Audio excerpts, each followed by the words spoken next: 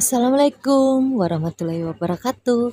Saya hari ini akan membacakan sebuah cerita yang berjudul Susuk. Cerita dari Tanah Kalimantan by Om Ras. Selamat menikmati.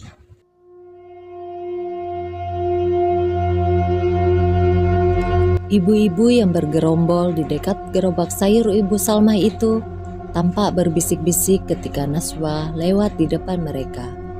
Entah apa yang sedang mereka gosipkan. Naswa segera mempercepat langkahnya. Ia sudah tak enak hati sedari tadi. Titit! Suara klakson motor dari arah belakang mengejutkan Naswa. Mau berangkat kerja kan wah, bareng yuk. Ajak Saipul dengan bibir tersenyum. Ia menghentikan motor Supra kesayangannya itu tepat di depan Naswa, atau yang biasa dipanggil orang-orang dengan sebutan Wawa. Enggak ah, aku naik angkutan umum saja, tolak Naswa. Ayolah Wah, sekalian ada yang mau aku ceritakan sama kamu. Naswa menghela napas panjang. Ia menoleh ke arah ibu-ibu yang masih menatapnya tajam sambil mencibir. Akhirnya Naswa pun naik ke atas motor Saipul. Lalu dalam beberapa saat saja mereka sudah melesat meninggalkan ibu-ibu yang masih bergosip ria di dekat gerobak sayur Bu Salma. Apa yang ingin kau ceritakan Ful? Tanya Naswa ketika mereka sudah berada di jalan besar. Kau tahu Sana? Tanya Saipul. Sana anaknya Mang Kasih. Saipul mengangguk. Taulah, dia kan tetanggaku. Kenapa memangnya? Aku kasihan sama dia, Wak. Naswa mengerutkan alisnya. Kasihan kenapa? Dia baik-baik saja aku rasa. Yang tak baik sekarang ini aku. Sudah 3 kali aku gagal nikah. Yang pertama meninggal. Terus yang kedua selingkuh sama sepupuku. Yang ketiga ini malah hilang gak ada kabar. Naswa menghela nafas. Memang sial sekali nasib percintaannya. Sabar Wak. Tuhan sedang mempersiapkan yang terbaik untukmu. Kalau sudah tiba masanya, kau pasti akan bahagia dengan jodoh yang dikirimkan oleh Tuhan.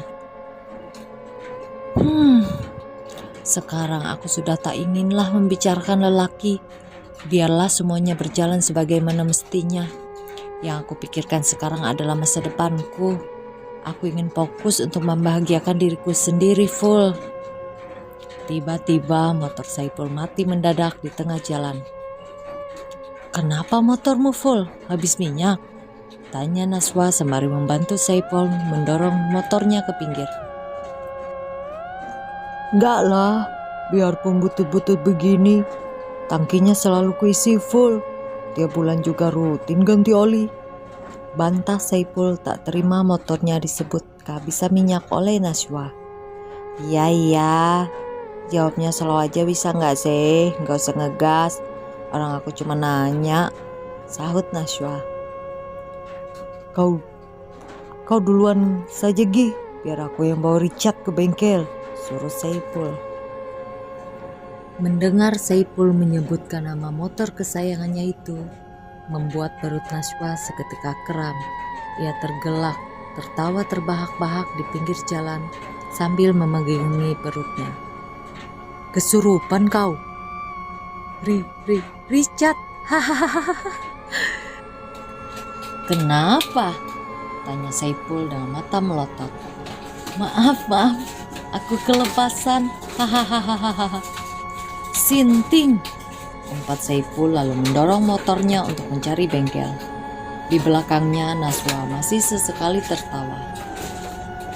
Sekitar 20 menit berjalan, barulah mereka menemukan bengkel yang buka. Bergegas Saipul dan Naswa mendorong motor itu ke arah bengkel pinggir jalan tersebut. Setelah ditanya keluhan motornya apa, orang bengkel itu pun mulai mengeceknya. Businya mati. Nah, tuh kan apa ku bilang, ujar Saipul menatap Naswa. Apa? Tanya Naswa.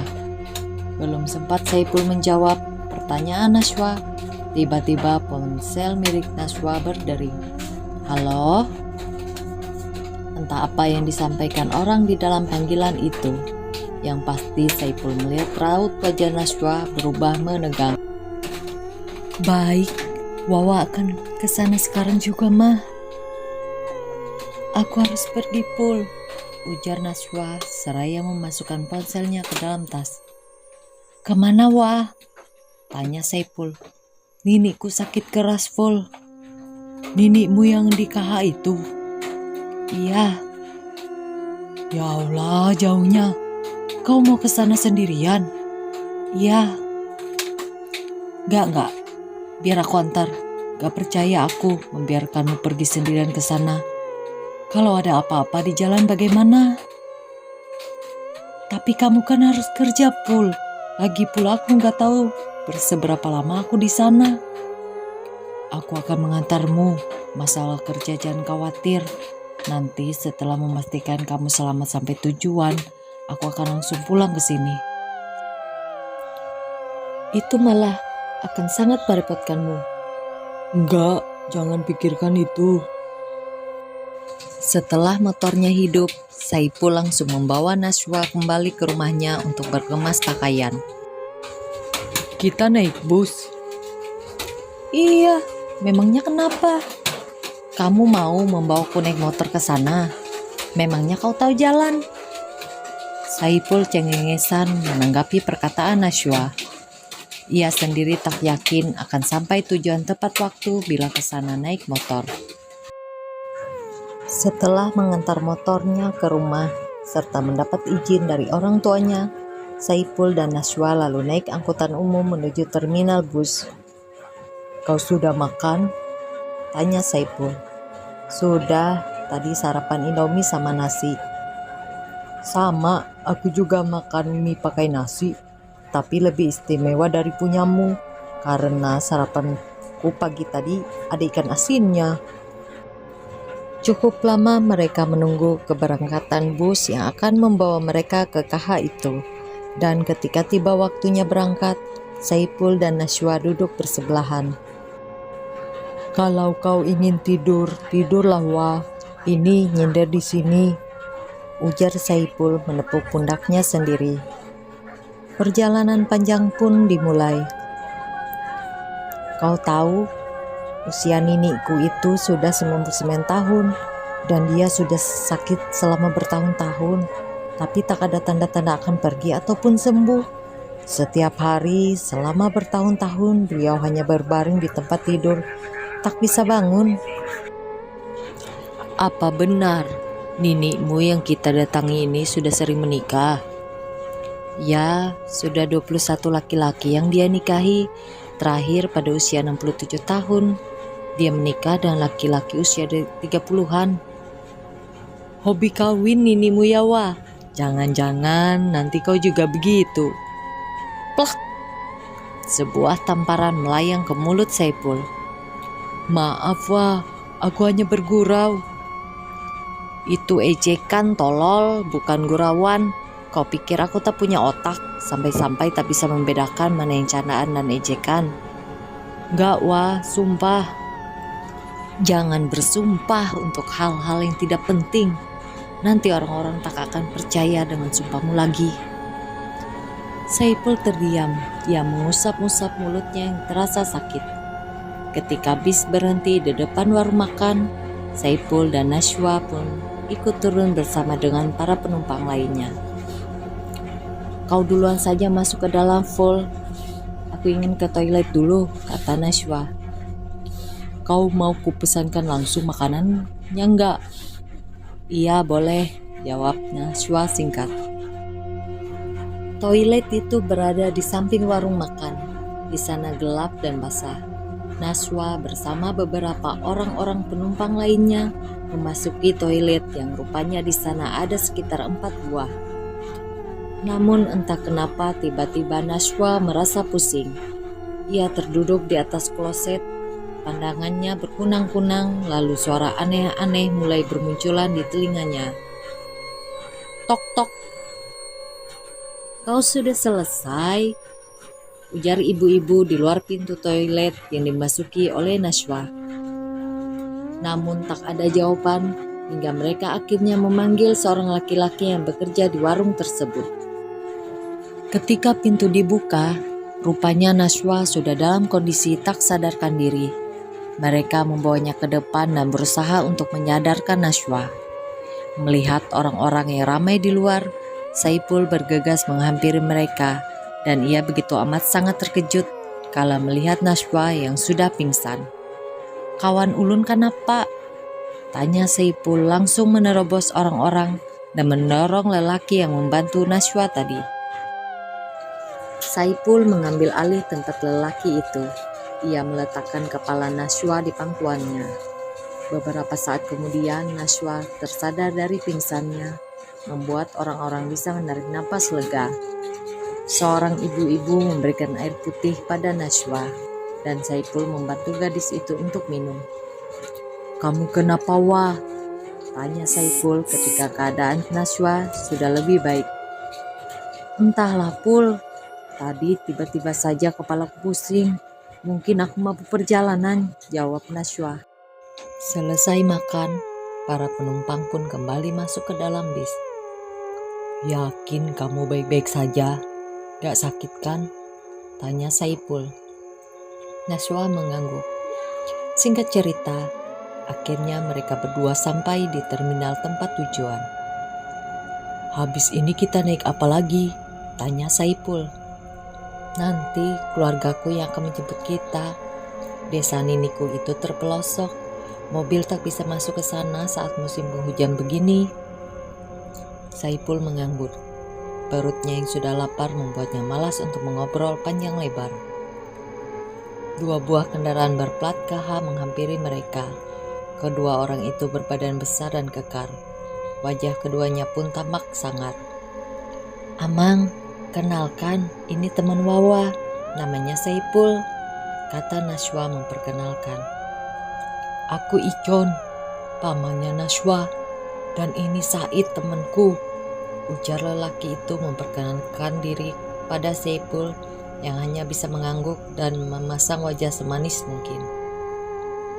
Baru beberapa kilometer mereka melewati jalan beraspal. Kini kendaraan bermotor itu pun berbelok dan memasuki jalan kuning yang sangat licin. "Hati-hati, Mang," ucap Saipul. Tapi rupanya kedua pengemudi kendaraan roda 2 tersebut sangat handal dalam melewati medan jalan yang begitu mengerikan itu. Ban terasa carcir-carcir melintas gundukan tanah kuning yang basah. Saipul hanya bisa berpegangan kuat-kuat pada behel motor tersebut. Setelah hampir setengah jam melewati jalan itu, mereka pun sampai di sebuah papan tanda masuk desa nininya Najwa. Sebuah rumah besar dengan halaman yang cukup luas terlihat mencolok dibandingkan rumah-rumah lainnya yang jauh lebih kecil di desa itu. Saat turun dari motor, Saipul memperlihatkan kakinya yang gemetaran pada Najwa. Di depan pintu sudah berdiri orang tua Najwa yang menyambut kedatangan mereka. Saipul pun ikut. "Iya, Cil. Saya nggak tega lihat Wawa sendirian di sini. Takut apa-apa terjadi sama dia," jawab Saipul sembari menyalami ibunya Najwa. "Terima kasih banyak ya, Ful, sudah mau menemani Najwa. Acil pun sebenarnya khawatir kalau dia sendirian kemari. Untungnya ada kamu yang ikut menemani."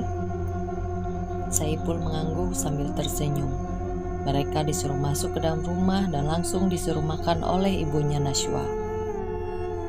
Ikan lais goreng dengan sayur pucuk singkong rebus dan sambal mentah membuat Saipul langsung menelan ludah. Akhirnya perutnya yang sudah sedari tadi keroncongan bisa segera terisi dengan makanan sederhana yang sangat nikmat tersebut. Najwa pun sampai geleng-geleng kepala melihat Saipul yang sudah berkali-kali tambah nasi. "Rakusnya kamu, Pul," ejek Najwa. "Masakan ibumu terlalu enak, wah. Ayo, kau juga tambah nasinya, jangan malu-malu, wah," ujar Saipul. "Masakan ibumu terlalu enak, wah. Ayo kau juga tambah nasinya, jangan malu-malu," ujar Saipul. "Ini rumah niniku, mana mungkin aku malu-malu," jawab Najwa. Selesai makan, Saipul langsung disuruh beristirahat di sebuah kamar oleh ibunya Najwa. Sementara Najwa sendiri, ia masuk ke kamar sang nenek. Wanita tua renta dengan tubuh kurus kering, seperti hanya tinggal kulit yang membalut tulang-tulangnya itu berbaring di atas kasur. Wewangian pengar seperti balsam, minyak agina, dan bau aneh lainnya jadi satu di dalam kamar itu. "Nini, ini Wawa datang nih," ucap Najwa pelan seraya memegang tangan neneknya. Wanita tua itu merespon dengan suara mirip geraman. Matanya terbuka.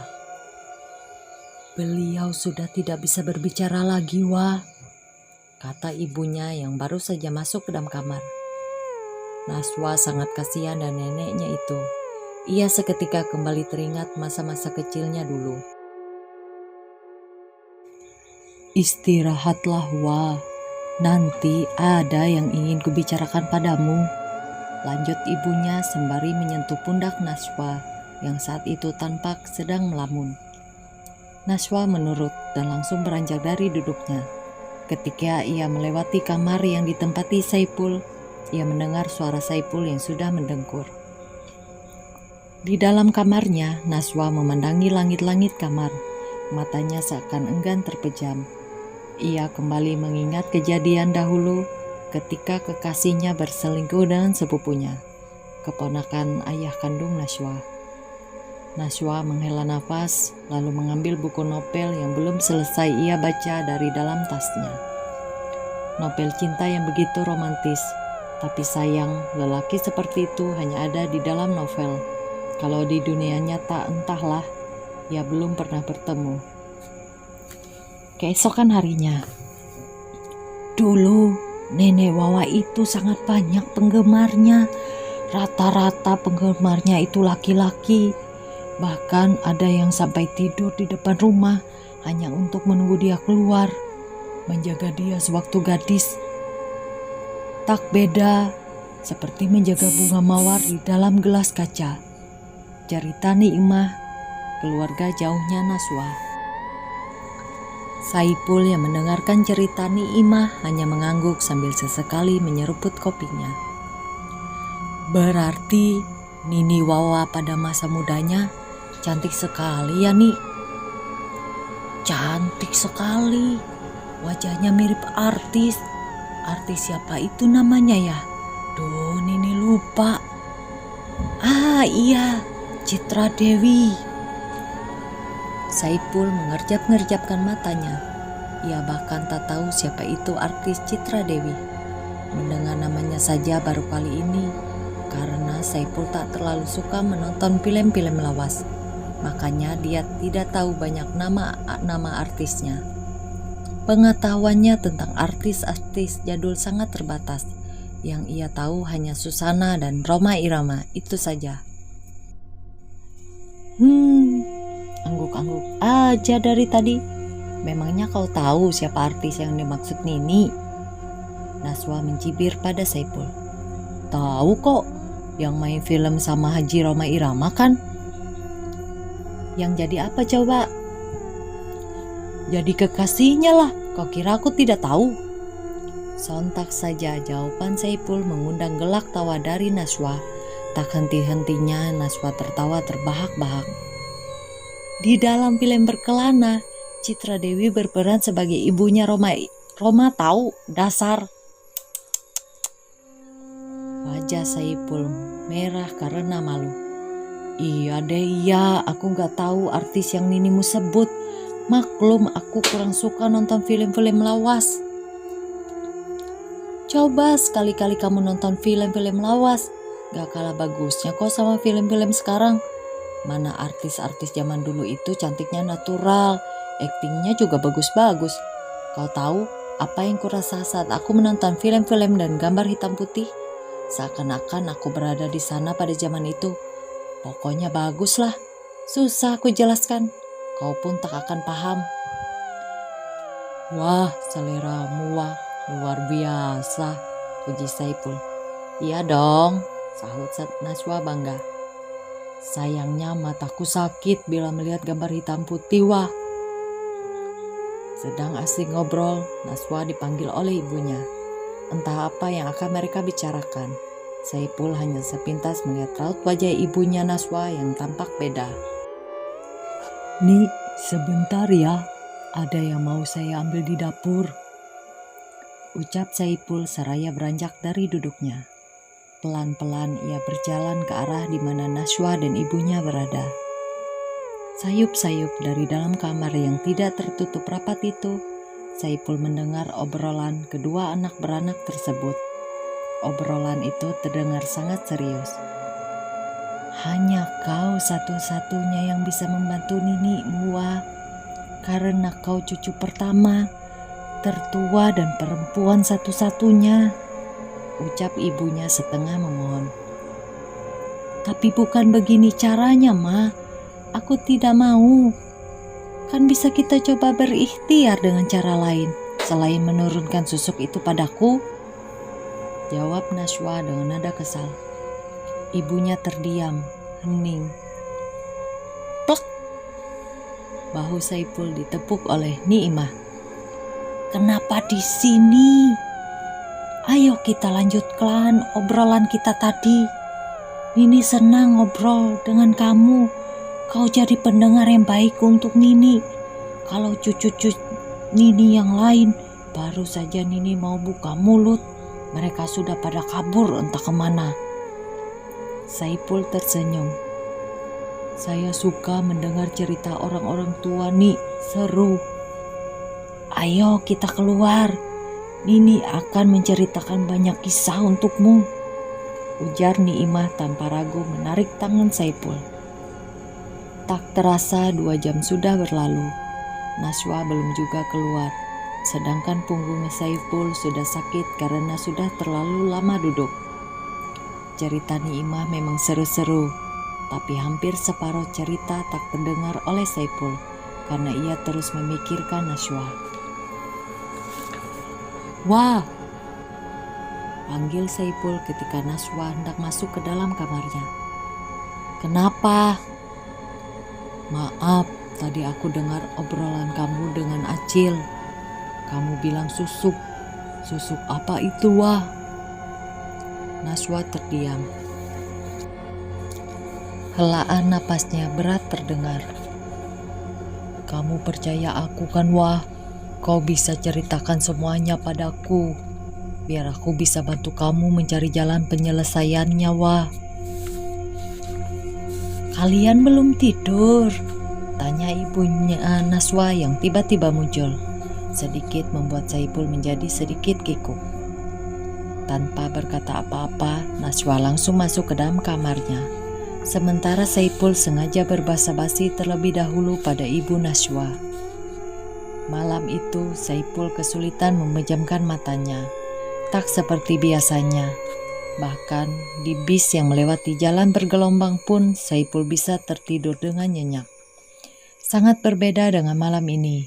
Ia merasa matanya begitu segar dan tak akan tidur dalam beberapa jam ke depan. Ia bingung apa yang harus dilakukan pada saat seperti itu. Masa iya dirinya harus menghitung domba sampai 100 dulu baru bisa tidur? Seperti anak-anak TK saja. Sayup-sayup di luar Saipul mendengar suara nyanyian merdu sekali. Lagu yang entah Saipul tak tahu judulnya apa, bahkan mendengarnya saja baru pertama kali. "Rindu lukisan mata suratan, hatimu nan merindu. Rindu bayangan nan meliputi para seri wajahmu." Langkah kaki Saipul membawanya ke depan kamar Nini Naswa. Suara nyanyian itu terhenti seketika dirinya sudah berada tepat di depan pintu. Pelan-pelan ia membuka pintu tersebut dan Saipul sangat terkejut melihat seorang wanita muda yang sangat cantik duduk menghadap ke arah pintu dengan wajah tersenyum. Maaf, saya tidak bermaksud apa-apa. Tadi saya dengar ada suara orang menyanyi. Saya penasaran makanya saya cek. Sekali lagi maaf." ucap Saipul dengan suara bergetar. Cepat-cepat ia kembali menutup pintu kamar tersebut lalu kemudian pergi menjauh. Wajahnya berkeringat dingin. Malam itu Saipul tak bisa memejamkan matanya. Hingga sampai fajar menyingsing, Saipul masih teringat akan paras wanita cantik itu yang entah siapa. Ia sendiri pun tak tahu. Bersambung. Nantikan kelanjutannya di Diang Cehat. Terima kasih. Assalamualaikum warahmatullahi wabarakatuh.